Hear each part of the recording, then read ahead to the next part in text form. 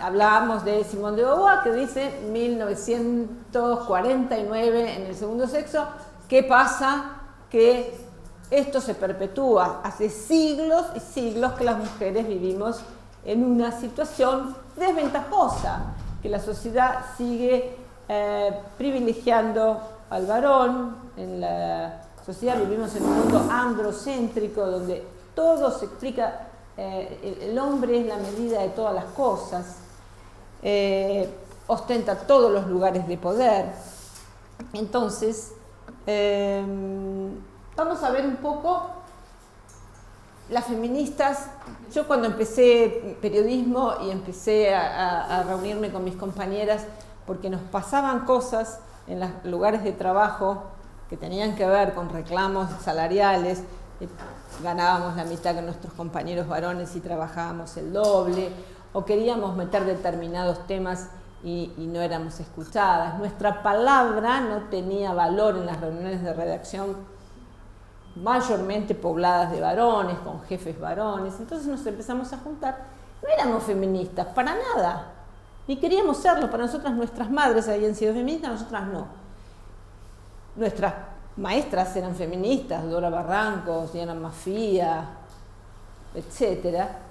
Pero nosotras no teníamos ni formación teórica, solamente veíamos cosas en nuestros espacios de trabajo que acusaban esta desigualdad, que cada uno las advertirá en sus propias profesiones, en distintas profesiones, ¿no?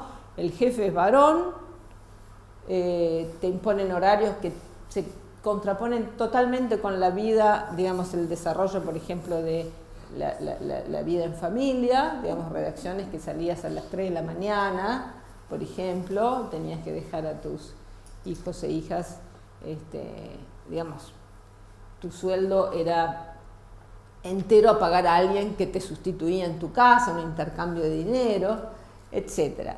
Entonces empezamos a juntarnos y empezamos a estudiar, digamos, ¿por qué pasan estos fenómenos? ¿Por qué pasan cosas que nuestros compañeros varones no interpretan como nosotras? Por ejemplo, a mí me trajo a este camino una situación en el diario.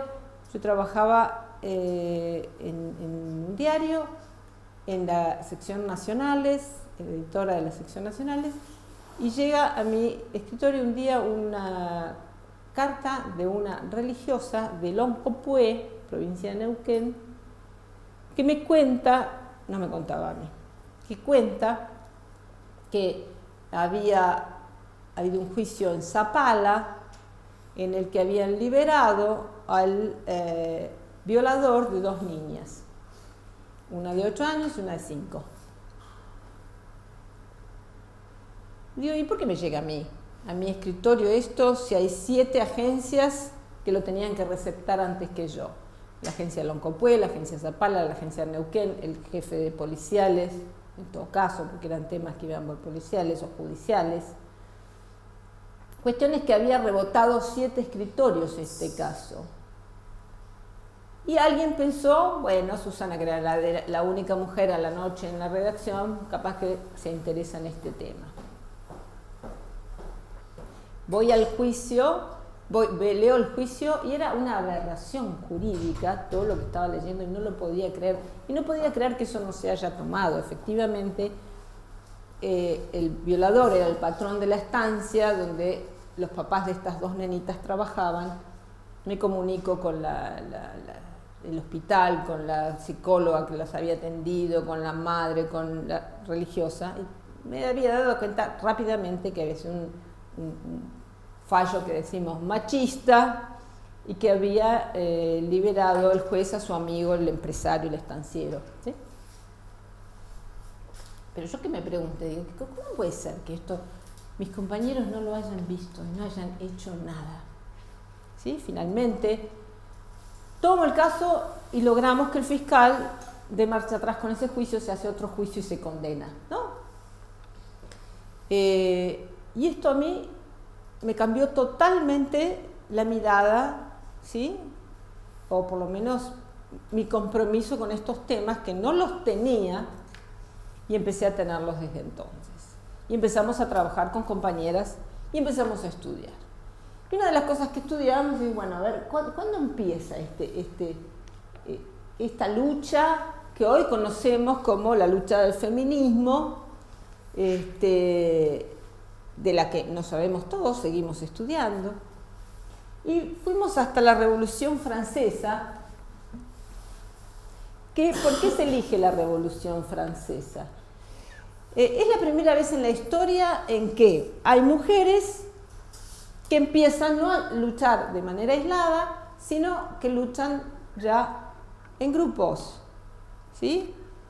Hay un libro fantástico que se llama Las 4 mujeres de la Revolución Francesa, que cuenta un poco de este itinerario que cuando estudiamos en las carreras de comunicación, ciclo de las revoluciones sociales se llamaba nuestra materia, vimos el relato tradicional donde no había ningún registro de ninguna mujer haciendo nada, ¿sí? Muchos años después nos encontramos con este libro, prologado por Sasse-Bon, muy bueno, no lo consigo, lo presté a no sé quién, no lo consigo, es formidable si lo pueden conseguir. Entonces cuenta, por ejemplo, la vida de Olympia de Gouges, seguramente la conocen, Olympia, Eta, Palm, de Méricourt, Claire Lacombe, las 4 mujeres de la Revolución. Y cuentan cómo cambian las prácticas políticas de entonces. ¿Qué hacen estas mujeres revolucionarias? Primero salen a las calles con sus compañeros a pedir por el pan, ¿no? Y a derribar al antiguo régimen, a la monarquía. El objetivo de la revolución es que la monarquía caiga y nazca un nuevo modelo político, social, ¿sí? Entonces ellas empiezan a reunirse en clubes, ¿sí? Estamos hablando, por primera vez en la historia, mujeres se involucran, digamos, salen del ámbito privado donde habían sido relegadas históricamente las mujeres, emergen al espacio público y empiezan a luchar por la revolución. La revolución no solamente quería aniquilar la monarquía, sino que hablaba de derechos, ¿no? La Declaración de los Derechos del Hombre y del Ciudadano. Se empiezan a reunir en clubes, dato inédito, ¿sí? Y además empiezan a construir, a crear estrategias políticas muy innovadoras, ¿no? Fíjense, 1779, la Declaración de los Derechos del Hombre y del Ciudadano. Se proclama la declaración y Olympia de Gouges dice, quedamos afuera. ¿No? Fíjense cómo acá es cuestión, vamos a empezar a ver cómo es muy importante la cuestión de las palabras, de ser nombradas o no ser nombradas a lo largo de todas estas construcciones sociales hasta el presente. Entonces dice, bueno, pero no, cayó la monarquía, pero resulta que el monarca seguía sentadito en nuestras casas en la mesa todos los días. No cambió, esto es larguísimo, ya lo voy a cortar. Entonces ella, en 1791, redacta la Declaración de la Mujer y la Ciudadana, contestando a estos revolucionarios que habían dejado a las mujeres afuera. ¿Qué pedían las mujeres revolucionarias? Pedían poder estudiar, poder divorciarse, poder administrar sus bienes, poder hacer política, poder votar y ser votadas. Nada de eso lograron en el proceso revolucionario, ¿sí? ¿Por qué el 3 de noviembre de ese año, después de publicar esto, la pasan por la guillotina a Olympia? Porque ella, en su estrategia, les dije, vienen con una estrategia además, pidió clemencia por María Antonieta. ¿Pero por qué pedía clemencia por María Antonieta? Porque ella dijo, tengo que ganarme a una aliada en la reina para que ella también entienda que son sus derechos y que ella también tiene que poder estudiar y que ella también tiene que poder administrar sus bienes, ¿sí? Eso le costó la cabeza, porque estaba... le dijeron que era una traidora y además que hacía reclamos que nada tenían que ver con el proceso revolucionario, que se había salido de las obligaciones que tenía una mujer en una sociedad, guillotinada. Las otras mujeres de la revolución, una la metieron en un manicomio, otra también fue asesinada y otra presa. ¿Sí? Eran mujeres. Esto tiene una contundencia, a mí me encanta, yo lo traje, pero después por supuesto es re largo, no se lee, pero cualquiera que lo lea puede encontrar reverberancias de este presente, es muy fuerte. Cuando yo les digo que inauguran esto nuevo de juntarse en clubes para hablar de sus demandas, digo, las mujeres seguimos haciendo esto, nos juntamos para reclamar derechos, ¿sí? Cuando yo les digo estrategias que empezaron a pensar, seguimos juntándonos para idear estrategias para conquistar, por ejemplo, el derecho al aborto, ¿sí? Estas prácticas. Fíjense lo que pasó entonces, porque a la revolución siguió una contrarrevolución, ¿sí? Una mujer también, Carlota, no me acuerdo su apellido, en una de estas disputas asesina a Marat, que era uno de los revolucionarios más conocidos, ¿no? Tenía un periódico muy exitoso durante la revolución. Lo asesina porque también dice que era un tibio, era un traidor, y que a partir de que Carlota lo asesina a Marat, se prohíben estos clubes de mujeres, donde las mujeres habían empezado a reclamar sus derechos, ¿no? Esta fue la contrarrevolución. Pero bueno, queda la llama encendida y las mujeres, el feminismo después empieza a construir su propia historia, que es el reclamo de sus derechos, los derechos de las mujeres, y se cuentan en oleadas, ¿sí? Las olas, primera ola, segunda ola, tercera ola y ola. Yo creo, no estoy segura si esto es así, pero alguna vez lo leí y tengo la sensación de que es como avanzan. Fíjense el movimiento de una ola, ¿no? La marea va y viene, pero avanza, retrocede, pero avanza, ¿sí? Esto ha sido un poco así en la historia del movimiento de mujeres. El feminismo de la primera ola, que inaugura todo este ciclo revolucionario, también hay una referente inglesa, Mary Wollstonecraft, con el texto La Vindicación de los Derechos de las Mujeres. Ella decía que era central que a las mujeres nos permitieran educarnos, porque si las mujeres llegábamos a la educación, íbamos a conquistar todo lo que teníamos que conquistar, ¿sí? Entonces, en el primera ola, siglo XVIII, ciclo de las revoluciones, primeras formas de organización y estrategia, se los conté, Olimpia y Mary Wollstonecraft. La segunda ola, siglo XIX-XX, el tiempo de las sufragistas, ¿no? La Revolución Francesa es el gran revolución de los derechos civiles. Aquí se continúa fuertemente reclamando por los derechos civiles, ¿no? Las mujeres queremos votar, queremos poder votar, elegir y ser elegidas. También centrado en el derecho a administrar nuestra propiedad, la educación.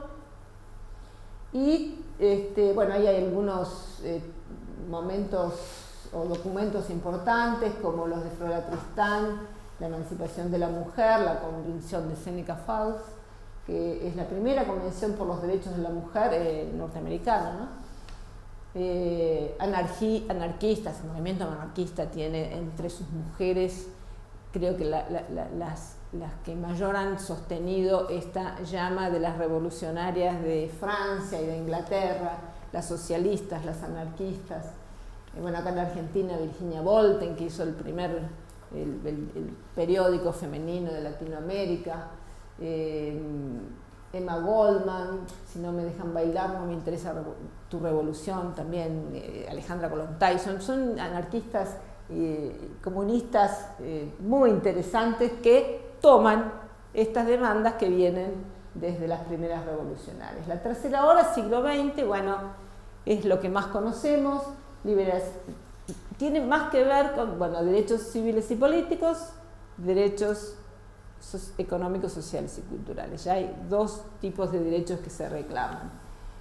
Suiza creo que fue el primer país en permitir que las mujeres puedan votar a fines de 1800, pero nosotras hasta mediados del siglo XX no pudimos hacerlo en Argentina, recién fue una conquista de este tiempo.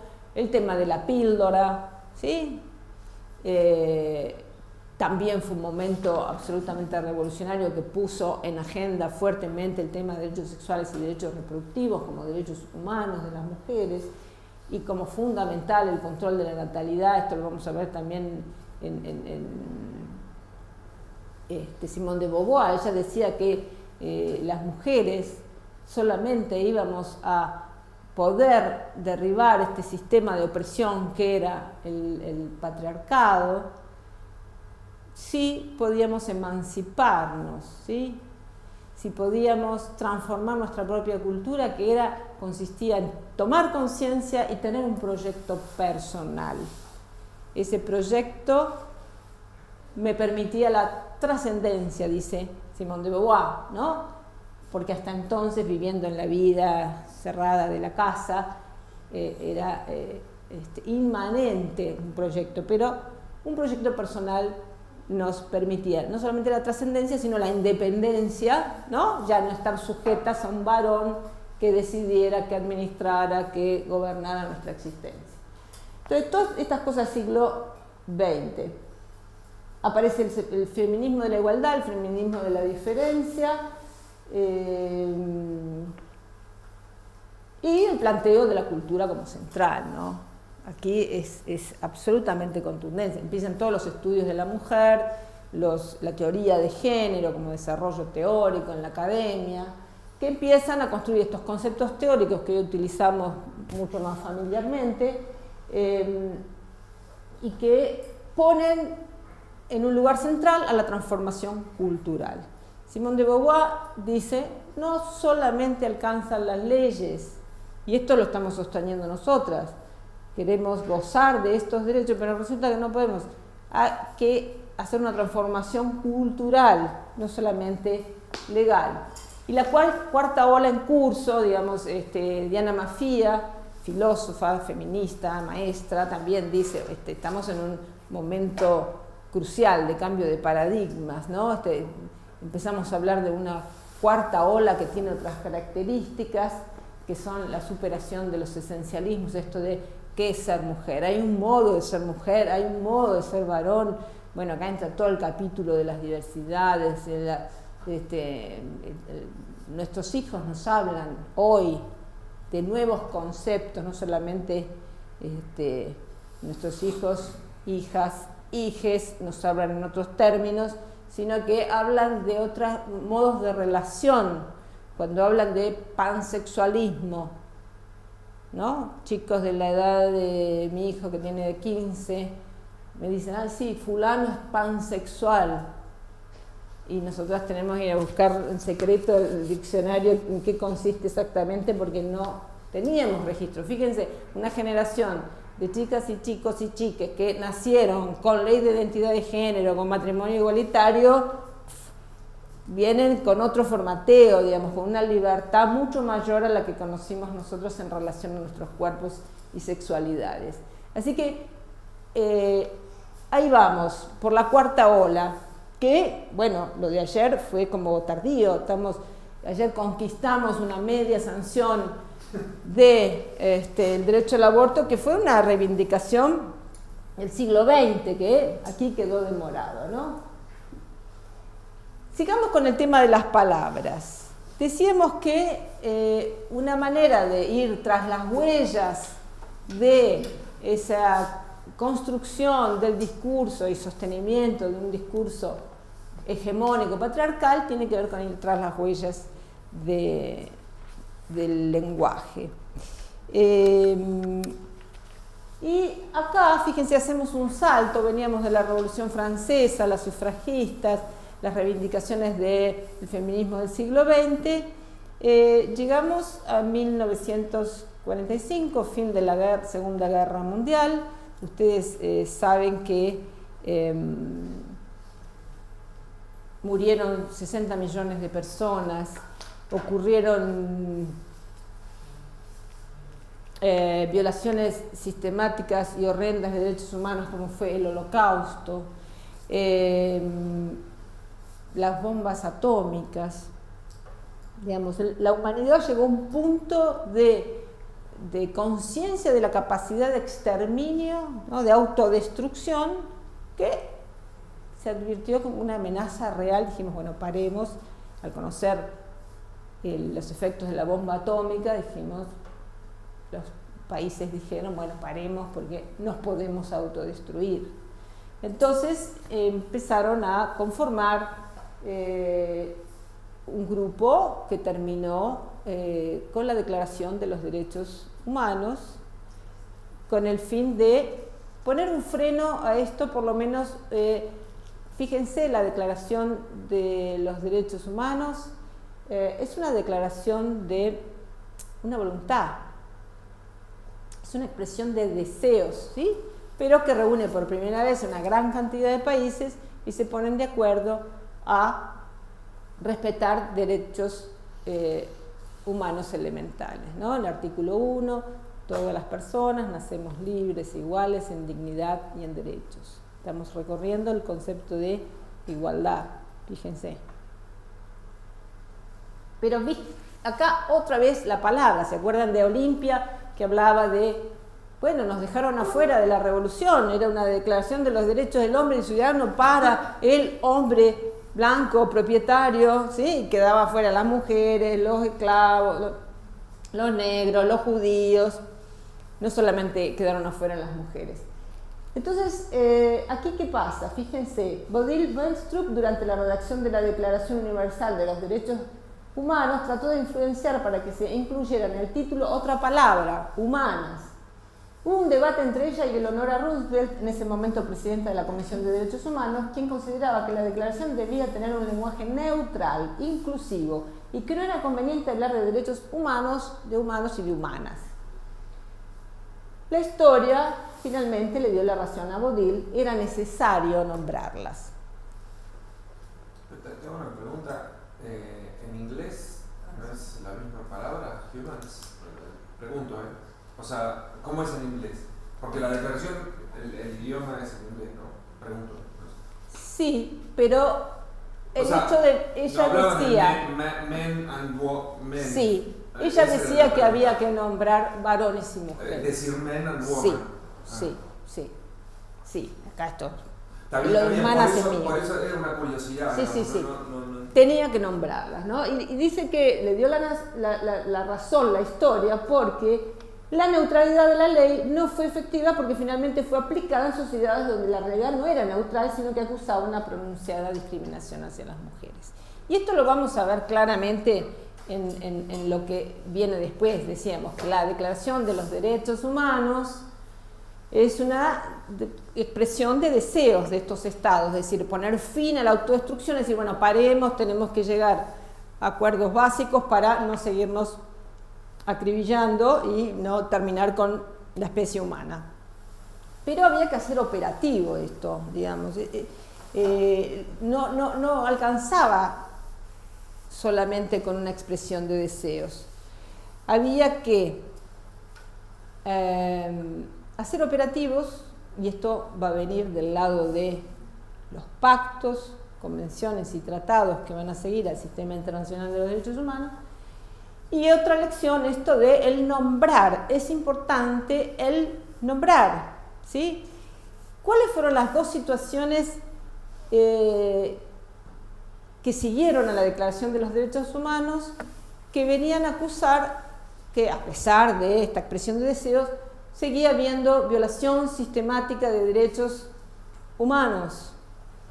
Una fue la situación de los derechos de los negros en Estados Unidos, digamos. Carecían de derechos civiles y eran discriminados, ¿sí? No éramos libres e iguales en dignidad y en derechos. Y otra, que también había violación sistemática y masiva de derechos humanos, fue la situación de las mujeres. Digamos, las mujeres en el mundo seguían siendo violentadas de distintos modos, ¿sí? Y no éramos, tal como proclamaba la Declaración, libres e iguales en dignidad y en derechos.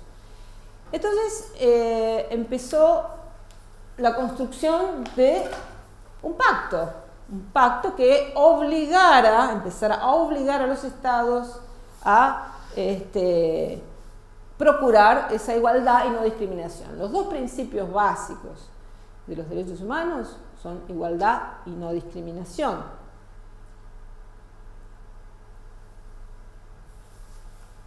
Pero no salió un pacto, porque el mundo estaba dividido en dos, la cortina de hierro, estaba el mundo liberal y el comunismo. No fue posible construir un solo pacto, salieron dos pactos. En 1966, Pacto de Derechos Civiles y Políticos, Pacto de Derechos Económicos, Sociales y Culturales. Estos dos pactos, los gobiernos de corte liberal, de tradición liberal, decían, los estados solamente tenemos que poder garantizar este paquete de derechos que es derechos civiles y políticos, ¿no? Tenemos que garantizar la vida, la libertad, ¿sí? Que se pueda votar. Pero los países comunistas, socialistas, socialdemócratas decían, no, el Estado también tiene que poder garantizar educación, salud, vivienda, trabajo, ¿sí? Entonces quedaron estos dos pactos. Los países de tradición socialdemócrata adhieren a los dos, ¿sí? Y constituyen la declaración más los pactos, la Carta Internacional de Derechos Humanos, que es el pilar de la protección de los derechos humanos dentro de Naciones Unidas. ¿Sí? Entonces estamos en 1966. ¿Qué pasó después de alcanzar estos pactos? Aparecían claramente identificados problemáticas, temáticas que hablaban de colectivos históricamente oprimidos, ¿sí? Había dentro de las comunidades colectivos históricamente oprimidos. Niños, niñas diríamos hoy, mujeres. Entonces se van haciendo convenciones temáticas, ¿no? Vamos a ocuparnos de estos colectivos históricamente oprimidos para garantizar los derechos. Fíjense esto del no nombrar. Acá fue necesario nombrar en específico a estos colectivos históricamente oprimidos. Convenciones. En relación al tema que nos ocupa, tenemos dos convenciones centrales. La Convención de CEDAW, Convención sobre la eliminación de todas las formas de discriminación contra la mujer. Es la primera vez que una convención se construye en clave de género. Fíjense, esto es 1979, pasaron 30 años para que una convención se escribiese en clave de género, ¿no? Para concentrarnos esta vez en dar derechos, reconocer y proteger derechos de este colectivo históricamente oprimido que era el de las mujeres, que seguían siendo víctimas sistemáticas de violación de sus derechos. La palabra clave de CEDAW es discriminación. Y ya relacionando con la comunicación, en su párrafo 5 dice: los estados se comprometen a modificar los patrones socioculturales de conducta de hombres y mujeres con miras a alcanzar la eliminación de los prejuicios y las prácticas consuetudinarias y de cualquier otra índole para que estén basadas en la idea de inferioridad o superioridad de cualquiera de los sexos o en funciones estereotipadas de hombres y mujeres. Entonces, se empieza a hablar de discriminación, pero también se empieza a pensar en estos mecanismos dentro de la cultura que reproducen la desigualdad, ¿no? Y se habla de estereotipos y prejuicios, ¿sí? Esto lo vamos a ver a lo largo de todo el tiempo. en la Revolución Francesa, un filósofo, Condorcet, también había advertido, fue el único filósofo que interpretó lo que estaban pidiendo las mujeres de su tiempo, y él también advirtió que a la revolución tenía que seguir una segunda revolución cultural para lograr este tipo de cambios que la sociedad ya empezaba a pedir. Entonces, 1979, Simone de Beauvoir también había dicho lo mismo, no solamente alcanza con las leyes, hay que ir a fondo con las transformaciones culturales, porque las leyes solas no alcanzan. Y dentro de la región tenemos una segunda convención que es más reciente, es la Convención de Belém do Pará, que es del 94. Primera convención regional que trae dos novedades. Su objeto y fin es luchar contra las violencias hacia las mujeres y por primera vez en un instrumento de tipo se utiliza el concepto género, se incorpora este concepto teórico, ¿no?, que venía del feminismo. La palabra clave de esta convención es violencia. ¿Qué dice en el artículo 1? Para los efectos de esta convención debe entenderse por violencia contra la mujer cualquier acción o conducta basada en su género que cause muerte, daño, sufrimiento físico, sexual o psicológico a la mujer, tanto en el ámbito público como en el privado. Artículo 6 establece la necesidad de erradicar los patrones socioculturales de conducta que fomenten la desigualdad. 8. Los Estados partes se comprometen a adoptar medidas y programas para alentar a los medios de comunicación a elaborar directrices adecuadas que contribuyan a erradicar la violencia contra la mujer en todas sus formas, a realzar el respeto a la dignidad de la mujer. ¿Sí? No hace mucho tiempo, dentro del sistema internacional de los derechos humanos, se da una clara importancia al rol de los medios de comunicación en relación a esto de perpetuar los patrones socioculturales de conducta que fomentan la discriminación o los medios como los transformadores de esto, digamos. Sabemos que los medios reproducen la desigualdad, pensemos en cualquier programa, publicidades que conocemos, que hemos visto, pero también pensemos que son un instrumento maravilloso que podemos tomar para estos cambios culturales. Fíjense cómo se va centrando toda la normativa más actual en la importancia de los medios, cosa que en el 48 no se advertía, ¿no? Perdón, Susana, a ver, como para entenderlo un poquito desde el lado de sociedad, estaba raro que empiece a aparecer esto de las convenciones y que lo reconozcan y demás. Mi consulta sería, ¿cómo puede hacer el Estado? ¿Qué otras herramientas, a medios de comunicación es importante? ¿Qué otras herramientas tiene el Estado para modificar patrones socioculturales? Bien. Fíjate que hace 4 años en México se realizó un balance de los 20 años de Belém do Pará. ¿Qué se dijo? Dos conclusiones centrales, que participaron varias compañeras de aquí de Argentina, Cintia Ottaviano, defensora de los derechos del público, estuvo entre otras, que mal que mal los estados habían avanzado en esto de crear dispositivos para ayudar a las mujeres en la atención a situaciones de violencia, ¿no? Dispositivos del 102, 144, albergues, comisarías de la mujer,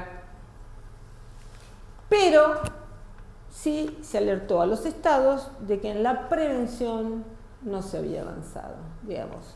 O sea, avanza en la respuesta, pero después de que se cometió el delito, pero tenemos que lograr fortalecer todo aquello que tenga que ver con la prevención de esta violencia, que tiene que ver con atacar toda la construcción que aparece, que después vamos a ver en dos conceptos, violencia simbólica y violencia mediática, pero la que porta la propia cultura, ¿sí?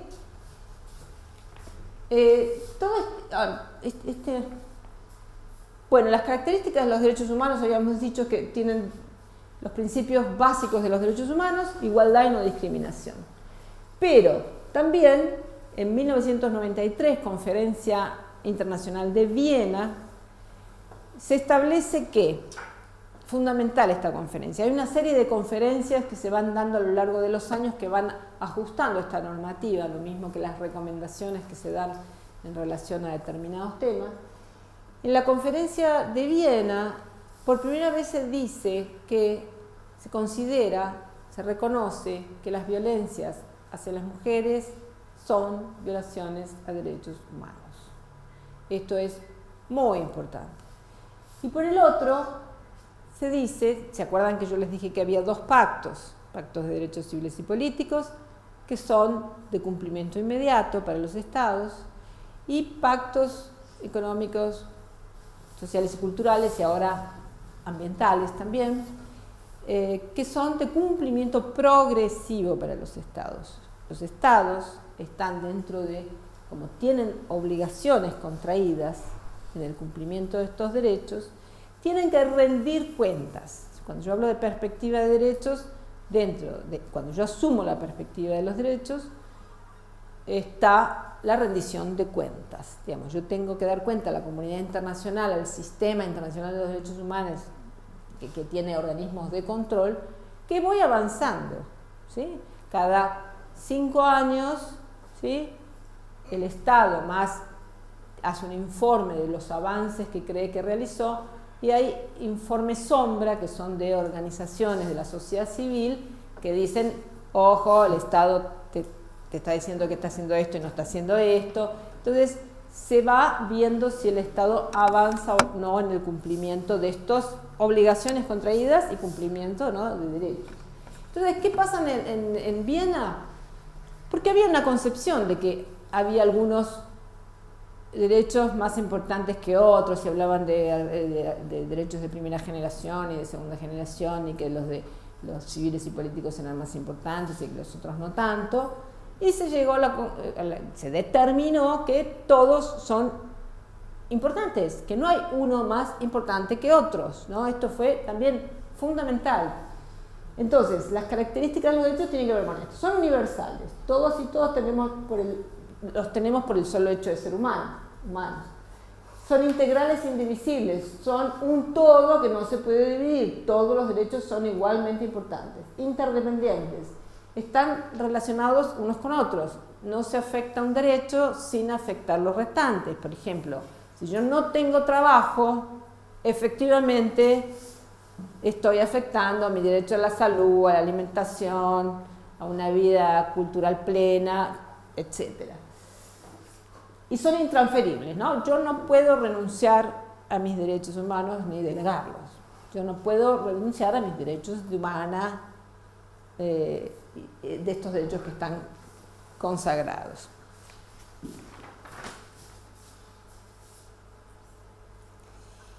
Y ahora bajando, yo les decía que había conferencias mundiales en los que se van ajustando las normativas y va avanzando. Los derechos humanos tienen esa característica también, que evolucionan, que son...